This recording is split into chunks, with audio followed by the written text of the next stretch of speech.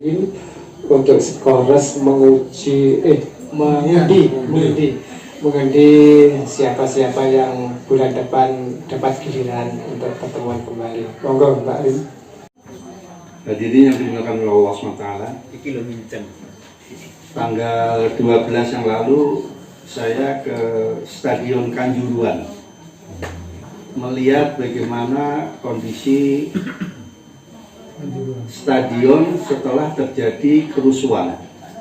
Sebenarnya bukan kerusuhan, itu tragedi menurut saya.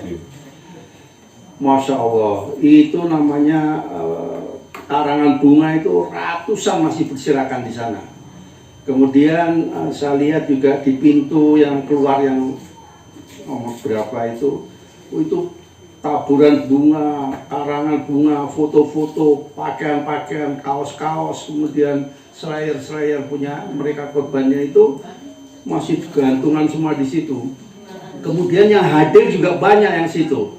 Mungkin takziah mau melihat ke kondisinya bagaimana. Kemudian saya lihat juga ada ibu-ibu yang masih menangis-nangis, karena ada juga anak-anak muda yang pada nangis di situ, yang mungkin keluarganya jadi korban. Nah, saya melihatnya itu ini dari sisi korban. Korban yang meninggal itu jumlahnya ratusan, banyak sekali. Kemudian dalam beberapa waktu yang lalu saya nulis satu artikel, saya bandingkan dengan korban waktu di Mina.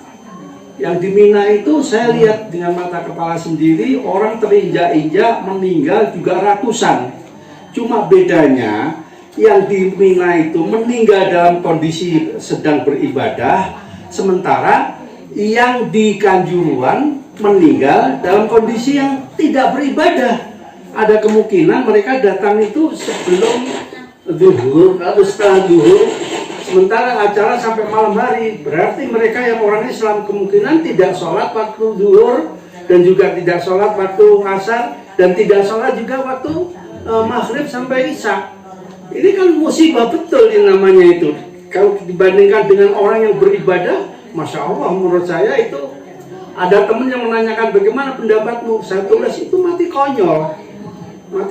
Meskipun sebenarnya banyak yang disalahkan di situ, tulisan-tulisan itu banyak sekali, sepanjang tembok ini tulisin, Masya Allah, yang ya kasihanlah tulisan itu semua menyerang polisi, aparat. Dikatakan katanya korban nyawa hanya diganti dengan pindah jabatan atau berhenti dari jabatan. Padahal yang Masya Allah korban nyawanya luar biasa. Nah, yang saya tonjolkan lagi, yang saya pikirkan lagi, ada satu hadis dari baginda Rasulullah SAW yang beliau menyampaikan, man kana akhiro kalamihi la ilaha illallah dakhala jannah. Jadi orang itu apabila mengucap ucapan terakhirnya itu la ilaha illallah, dijamin masuk surga.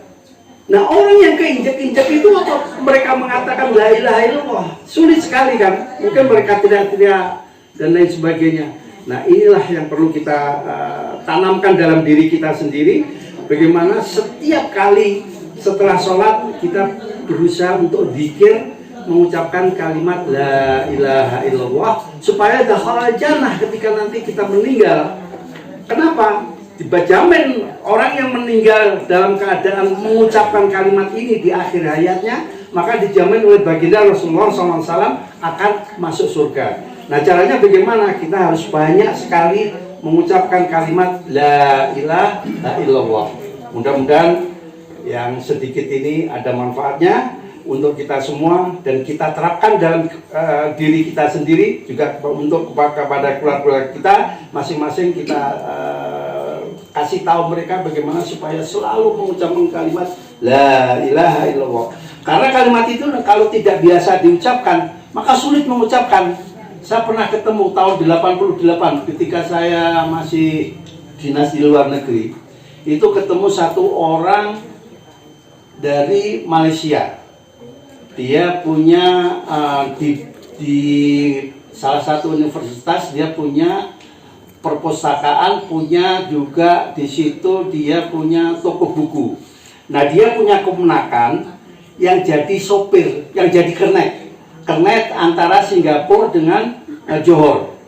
Tiap hari dia teriak-teriak selalu mengatakan Singapura, Johor Baru, 2 ringgit. Singapura, Johor Baru, 2 ringgit. Singapura, Johor Baru, 2 ringgit. Satu kali kecelakaan, ketika kecelakaan, ini namanya teman saya itu Muhammad.